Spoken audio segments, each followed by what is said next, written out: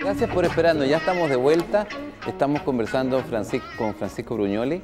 Él es un artista plástico, académico de la Universidad de Chile, director de escuela, vicerrector también, ¿verdad? Fui vicerrector. Vicerrector en su momento. Así que es un hombre que... Sí, director del museo. Que combina esto de lo académico, el ejercicio del arte y ahora director del Museo de Arte Contemporáneo. De Arte Contemporáneo, aquí en pleno centro de la ciudad de Santiago.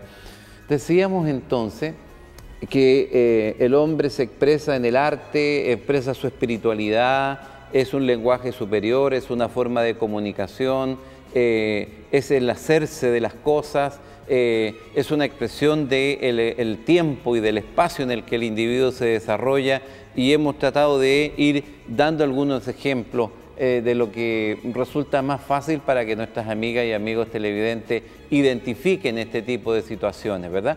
Pero yo quisiera entrar ahora a la modernidad. También marca un cambio radical en el ser, en la forma de ver la vida, en la forma de entender, en la forma de producir. Ya se anuncia, ¿cierto?, que hay un cambio en la forma de producir cuando se estructura la ciudad, se derrumban los muros de las ciudades amuralladas europeas fundamentalmente, y entonces empieza una forma de producción. Vámonos con la modernidad. ¿Qué podríamos destacar de la modernidad? A ver,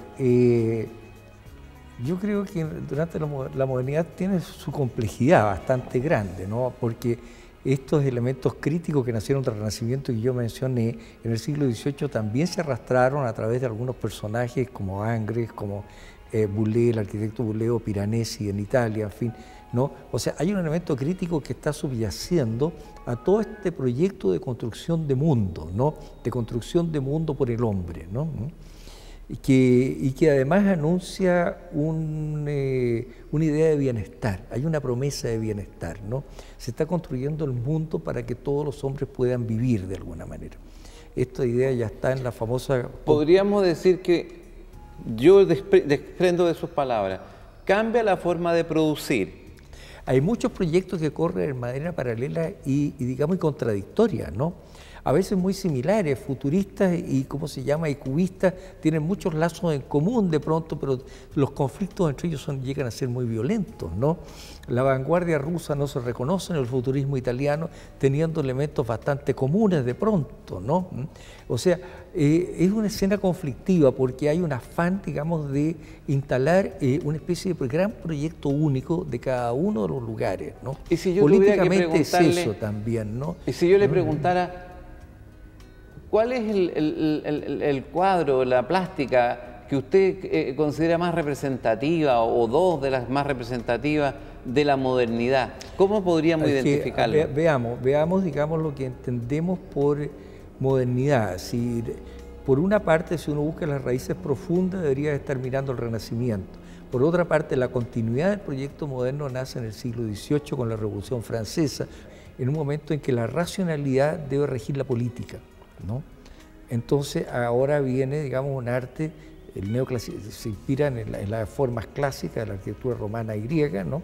Un arte que analiza esta racionalidad, se analiza desde un punto de vista racional, como lenguaje, hablábamos de lenguaje, ¿no? Se habla de estructuras parlantes, ¿no?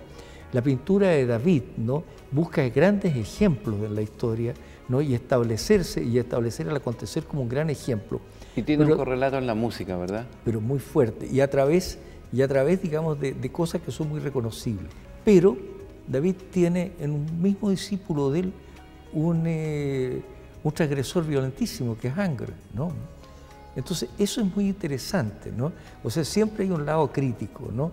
Bueno, si yo siguiera dando saltos muy fuertes, ¿no?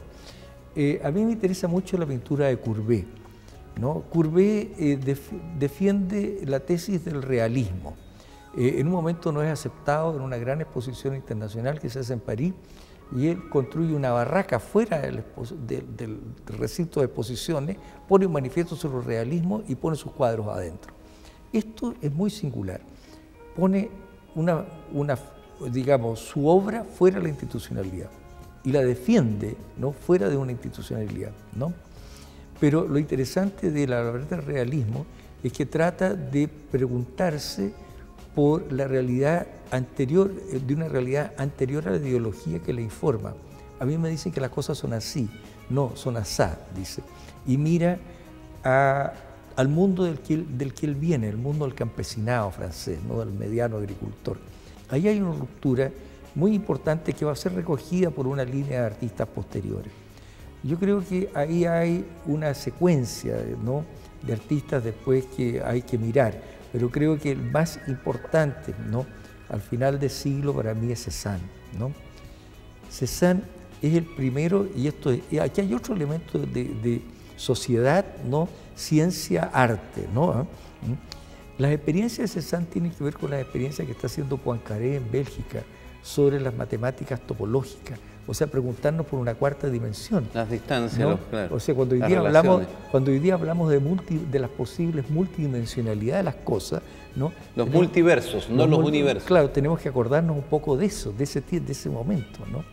Bueno, Cézanne se plantea, digamos, que lo que está ahí puede no estar, o puede no ser como me lo dicen, lo tengo que comprobar. Posmodernidad. Un concepto cuestionado, no aceptado por todos, pero que claramente marca una distinción entre la modernidad y la posmodernidad. El derrumbe de los grandes relatos desde el punto de vista religioso, desde el punto de vista político, e incluso hoy por hoy desde el punto de vista económico. El concepto de valor está cambiando, el concepto de riqueza está cambiando, el concepto de desarrollo está cambiando. Así que no será muy aceptado, pero claramente hay una distinción entre lo que es modernidad y lo que es posmodernidad.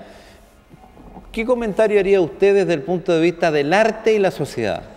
Bueno, la primera cosa es que las raíces profundas de lo que llamamos posmoderno, como crítica, ¿no?, como una visión crítica o como un desencanto también, ¿no?, al proyecto moderno, vienen justamente también de la época de las vanguardias del inicio del siglo XX, ¿no?, con otro gran artista, que es Marcel Duchamp, con el movimiento Dada, que yo acabo de citar, ¿no?, que ellos proclaman una advertencia, ¿no? El artista no debe de proponer, ¿no? El artista debe de mantener una observación crítica, ¿no? Ahora, el mundo posmoderno tiene que ver con eso, ¿no? Tiene que ver con muchas cosas, digamos, que suceden en el campo económico o científico, predominio de pronto de la tecnología sobre la invención o sobre la ciencia básica, ¿no? El predominio, digamos, del consumo, ¿no? O sea, más que la producción, la circulación, ¿Qué ¿no? expresa un clásico, por ejemplo, como Picasso? A ver. Como nuestro Raúl Matas, que son figuras... Bueno, Picasso es el gran descubridor de Cézanne, entre paréntesis, ¿eh? Nadie hizo una lectura tan acertada hasta el momento que llegó Picasso. Y para él eso fue muy importante, porque él venía estudiando algo. Y venía estudiando algo que son constantes en el arte más allá que momentos, ¿no? Y eso le permitió trabajar con ciertos elementos, digamos, especiales. Es decir, creo que es el tipo más multifacético que ha cruzado. Muestra también esto que se refleja en la sociología, una sociedad del riesgo, una sociedad de la incertidumbre, una sociedad compleja. Muestra también ese enfoque. Yo creo que la sociedad del riesgo, la idea del riesgo, ¿no?, es un poco romántica, digamos, y está más vinculada todavía a ciertos rasgos modernos, ¿no? Sin embargo, la verdad es que no hay cómo pensar la creación artística, lo que se llama creación o reformulación de arte, si es que el artista, el autor, no imagina, ¿no?, que puede dar un paso sobre algo que no tiene apoyo, ¿no? Eso es, ¿no? Ahora, Picasso indudablemente que está dando esos pasos en sus reformulaciones, ¿no? Bueno, hay un teórico que se llama Hal Foster, norteamericano, habló, digamos, de dos opciones, ¿no? Una opción para él sería la neoconservadora, que en arte se reflejaría por cierto afán de mirar la historia del arte como una especie de supermercado donde yo saco piezas desordenadamente o de acuerdo a mi placer y mi gusto y las ordeno. estaría marcada por el placer directo del artista, ¿no? Un afán hedonístico fundamental. Y una segunda opción que él señala que es la de la crítica, ¿no? La opción crítica, y que sería una herencia de las vanguardias, ¿no? Esta mirada crítica sobre el mundo. Y él sitúa ahí algunos arquitectos y algunas artistas, a un artista que es muy interesante que estuvo en Chile, que lo tuvimos en el museo, que es Laurie Anderson, ¿no? Que es cantante, performista, ¿no? O sea, que trabaja, digamos, justamente ese juego, digamos, de quiebres, ¿no? De sistemas, trabaja mucho con elementos de la comunicación, entre paréntesis, ¿no? Respecto a esta otra aventura del placer, ¿no? Ese desorden, ¿no? Esa como pérdida de sentido, vivir esa pérdida de sentido como una especie de placer, parece que tiene que ver con esto, ¿no? Oiga, pero esos pensadores dicen algunas cosas, pero Francisco Bruñoli también dice algunas cosas. Yo quiero preguntarle en un pimponeo rápido en los últimos 5 minutos que nos quedan. Por ejemplo, le interesa cuestionar a través del collage. Después dice, en Chile no son solo los terremotos los que botan todo. No, hay otros actores que parecen ser peores que los terremotos. ¿Qué es lo que es eso? Bueno, es decir, creo que tuvimos un ejemplo de eso, ¿no? Creo que estamos viviendo ese terremoto, ¿no? Los cambios culturales, ¿no?, que hubo durante la dictadura en Chile fueron tan profundos, ¿no?, tan profundos que los estamos habitando. Nosotros somos otros personajes, como yo soy viejo me acuerdo algo de cómo éramos antes, ¿no? Pero somos otros hoy día, somos muy distintos, ¿no? Es decir, se cambió la educación radicalmente, ahora estamos tratando de repensarla, me alegro muchísimo, ¿no? Es decir, se alteró la vida de los chilenos, completamente se alteraron los valores, ¿no? Es decir, una de las cosas que más me llamó la atención era la sobriedad que teníamos antes, ¿no? Es decir, la camisa blanca, etcétera, etcétera, el mundo de los colores. O sea, hay una especie de mundo de nuevo rico de pronto que nos asola. Y esto del terremoto destructor también tiene que ver con el valor arquitectónico. Usted hace referencia a cómo monumentos históricos son derrumbados con verdaderas joyas por... pero lo estamos viendo a cada rato, ¿no? Y sí, con eso, pero es que eso también tiene un lineamiento político, eso no es tan inocente. Borrar la memoria. Si yo no tengo memoria, no tengo con qué confrontar lo que yo estoy proyectando al futuro. La memoria es siempre un desafío, ¿no? No es una obligación, es un desafío. ¿Me entiendes? No es una obligación en cuanto tengo que ser igual, ¿no? Pero dicen, mira, esto hicieron los viejos, ¿no? ¿De qué soy capaz yo ahora, ¿no? ¿En qué estoy pensando yo ahora? ¿Y qué dice Francisco cuando está mencionando, somos un país especialmente habilitado para el consumo, donde todo tiene que ser nuevo? Exactamente. ¿Qué es lo que es eso? Así es, así o no. Pero no solamente lo nuevo, aquí hay una cosa mucho más grave. Compramos para votar, todo tiene que ser desechable, ¿no? Es decir, la cantidad de cosas que hoy día integran la basura chilena es impresionante, ¿no? La historia compartida, nos guste o no, y el imaginario colectivo que se genera principalmente por la ciudad, la arquitectura y las obras en los trabajos de arte. ¿Qué relación hay entre el consumismo y esta idea? Bueno, no quiero dar ejemplos, pero hemos hablado algo de ese arte, digamos, que quiere ser inocente, que quiere ser puro placer, que quiere verse bien en una casa de muros blancos, sobre un sofá de tal color y de juego con tal alfombra. Ese arte que se va a comprar con la revista ED en la mano, ¿no? A las galerías, yo quiero algo igual a esto, o mira, ¿qué me recomiendas tú para los muebles que yo tengo, ¿no? Bueno, a eso me refiero, ¿no?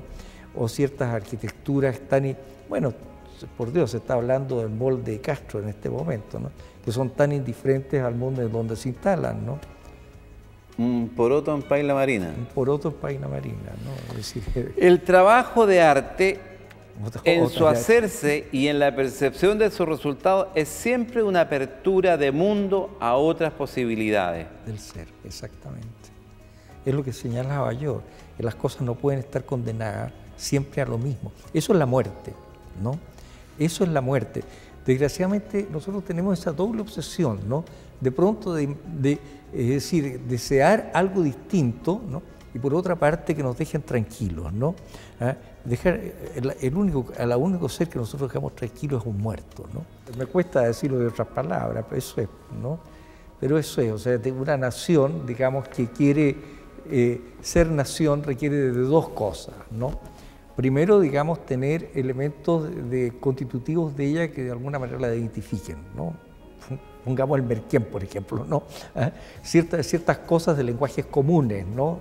Que sean propios nuestros, algo que está hoy día en pérdida frente a todo lo que es, digamos, estos nuevos conceptos de internacionalización de las culturas, que tienen elementos de provecho, pero también hay que tener cuidado, porque lo que estamos internacionalizando son objetos, ¿no? Son bienes de consumo, y nos cuesta mucho ir en mayor profundidad, ¿no? Que también intercambiemos nuestras culturas, ¿no? Que nos enriquezcamos desde otras culturas.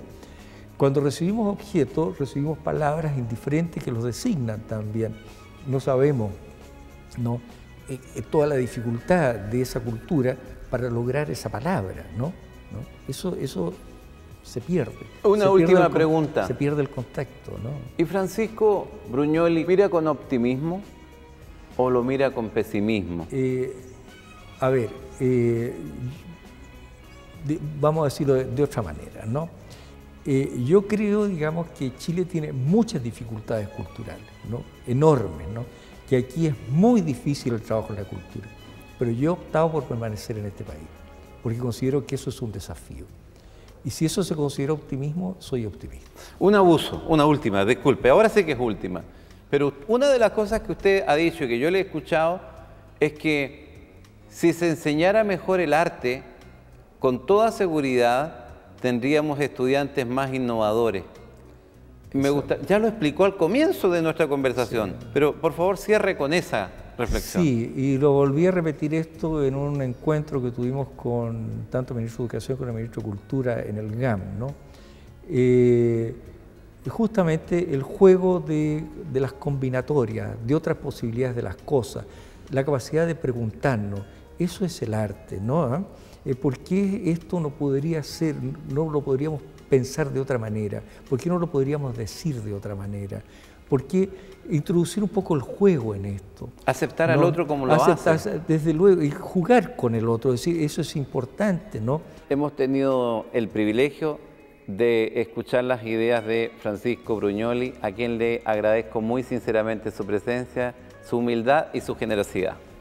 Gracias por la invitación.